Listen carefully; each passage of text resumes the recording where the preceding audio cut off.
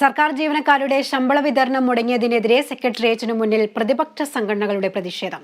Action കൗൺസിലിന്റെ നേതൃത്വത്തിൽ ആരംഭിച്ച നിരാഹാര സമരം പ്രതിപക്ഷ നേതാവ് വി ഡി സതീശൻ ഉദ്ഘാടനം ചെയ്തു. അതേസമയം NGO അസോസിയേഷൻ ട്രഷറി ഉപരോധിച്ചു. ശമ്പള വിതരണം മുടങ്ങി 3 നാൾ പിന്നിട്ടതോടെയാണ് ആക്ഷൻ കൗൺസിൽ രൂപീകരിച്ച് സർക്കാർ ജീവനക്കാർ സമരം ആരംഭിച്ചത്. ഇന്നു മുതൽ സെക്രട്ടേറിയറ്റിന് മുന്നിൽ അനിശ്ചിതകാല നിരാഹാര സമരത്തിനാണ് ആക്ഷൻ കൗൺസിൽ തുടക്കം കുറിച്ചത്. പ്രതിപക്ഷ നേതാവ് വി ഡി സതീശൻ നിരാഹാര സമരം ഉദ്ഘാടനം ചെയ്തു. ശമ്പള വിതരണം മുടങ്ങിയത് സോഫ്റ്റ്വെയർ തകരാറ് മൂലമെന്നാണ് ധനമന്ത്രി കള്ളം പറയുന്നത്. എന്നാൽ പൂച്ചയ്ക്ക് പ്രസവിക്കാൻ പറ്റിയ ഏറ്റവും നല്ല സ്ഥലം ഇപ്പോൾ ഖജനാവാണെന്നും പ്രതിപക്ഷ നേതാവ് പരിഹസിച്ചു. ഇവിടെ ഇപ്പൊ പറയുന്നത് ETSP അക്കൗണ്ടിൽ പണം വന്നു എന്ന, പക്ഷെ അതിൽ നിന്ന് നിങ്ങൾക്ക് പിൻവലിക്കാൻ കഴിയില്ല. അപ്പൊ എന്താണ് മന്ത്രി പറഞ്ഞത്? എന്താണ്? സോഫ്റ്റ്വെയറിലുള്ള സാങ്കേതിക തകരാറാണ്. ഇതിപ്പോ ഇന്നും നാളെയും തീരാൻ പോകുന്നില്ല.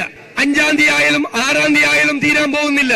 ഇത് ഈ മാസം 15-ാം തീയതി വരെ ഈ പ്രശ്നം നീണ്ടുപോകും. ട്രഷറിയിൽ പൂച്ച വെറ്റ് കിടക്കുകയാണ് എന്ന് പറഞ്ഞവർക്ക് മറുപടി ഞങ്ങൾ നൽകുമെന്ന് പറഞ്ഞ്, ഇതാണോ ബാലഗോപാൽ മറുപടി? ശ്രമിക്കാൻ പറ്റിയ ഏറ്റവും നല്ല സ്ഥലം കേരളത്തിന്റെ ഖജനാവാണ്. വെറുതെ പറഞ്ഞതല്ല. നിരാഹാരമിരിക്കുന്ന ആക്ഷൻ കൗൺസിൽ പ്രവർത്തകർക്ക് പ്രതിപക്ഷ നേതാവ് ഐക്യദാർഢ്യം പ്രഖ്യാപിച്ചു.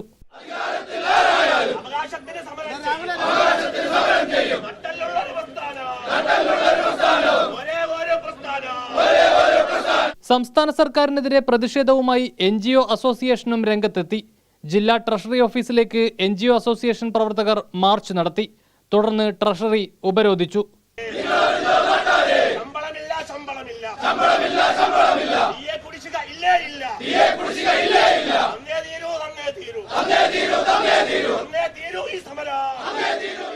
ശമ്പള വിതരണത്തിലെ നിയന്ത്രണങ്ങൾ പൂർണ്ണമായും നീക്കുന്നതുവരെ അനിശ്ചിതകാല സമരം തുടരാനാണ് ആക്ഷൻ കൗൺസിലിന്റെയും പ്രതിപക്ഷ സംഘടനകളുടെയും തീരുമാനം.